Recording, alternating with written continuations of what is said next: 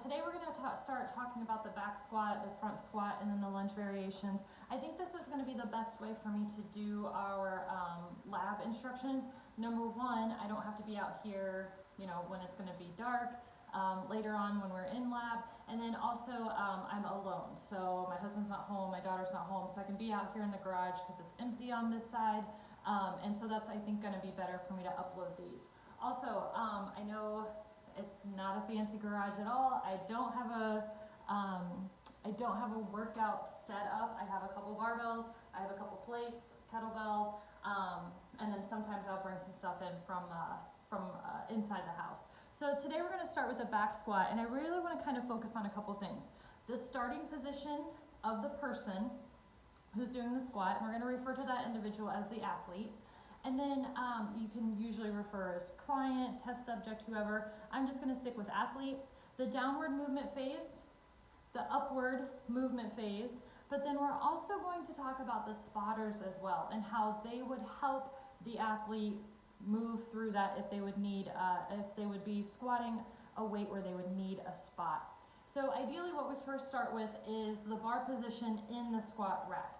We want to set up the bar hook, or the squat rack hooks, that it's about chest level for that individual. So when they're coming in for a back squat and they duck under the bar, that they don't have to be up too high or too low. And so when they fully stand up with that bar on their back and walk out of the squat rack, that it's at a proper position.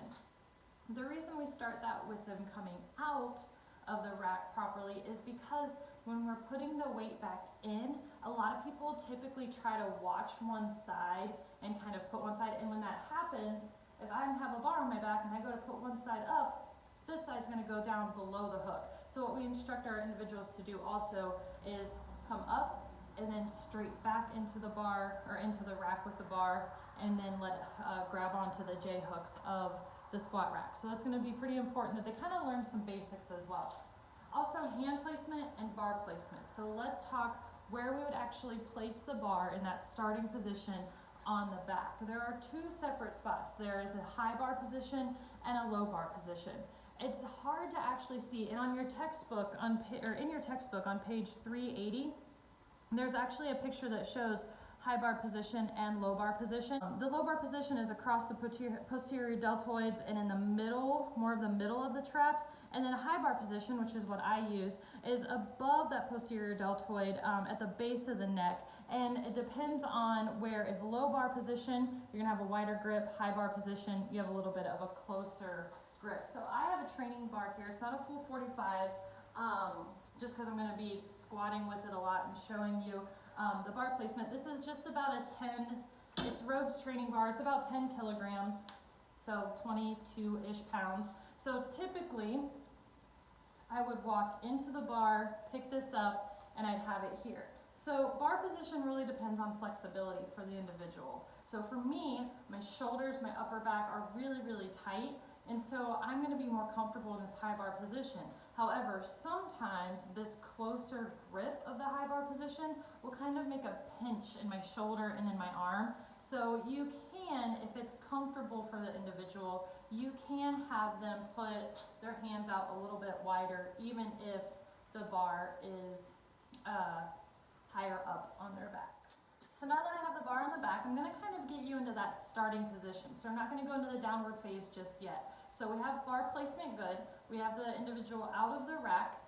And so what we're going to start doing, I'm going to kind of step back. So what we're going to do is we're going to kind of ready ourselves, because we can't just go from standing straight up. So what you have to do, you have to make sure that your head's up, looking forward, not up, not down. We just want to look forward. Some people like to kind of glance at where, like, the wall and the floor come together, and that's kind of a natural position as well. And then so chest is going to be out, and what I'm going to do is I'm going to create kind of a hinge position where I get a slight bend in my knee and bring my hips straight back to the wall behind me. Okay, so I'm kind of in this position here. I'm not completely locked out, and now that I'm in that ready position here, I'm just going to continue to flex my knees, hips, and I'm going to come down to where my thighs are going to be parallel to the floor or lower, depending on the athlete. And so what you want to do when you're coming into that lowering motion, you want to make sure that the individual has their weight back on their heels, or even evenly distributed. So you don't want to see them bending too far forward. Weight back in the heels. A lot of times some individuals, if the weight's light enough, they can wiggle their toes at the bottom of the squat. Now once we get down to the bottom of that squat, you're going to instruct the athlete to come back up. So basically just pushing through the heels, extending knees and hips at the same rate to come back to the top. Because what you don't want to see is somebody come here, then up. Okay, so we want to kind of have that spine in that same angle the whole time. So of course during the entire squat, we also want to make sure that the person's hips are about shoulder width apart, toes slightly pointing out just a little bit. When we're warming up and kind of figuring out body squat or body weight squat position, that's kind of where an individual can figure out how far they want to point their toes out. And so that's just kind of a personal preference. They'll figure that out as they go and as they progress from the body weight squat to a dumbbell squat to a barbell back squat, for example. So that's the basis of a barbell squat. After they finish, you would also kind of help them, if you were spotting or coaching them, you would also instruct them to re-rack the weight safely and to make sure that they're done with the lift correctly.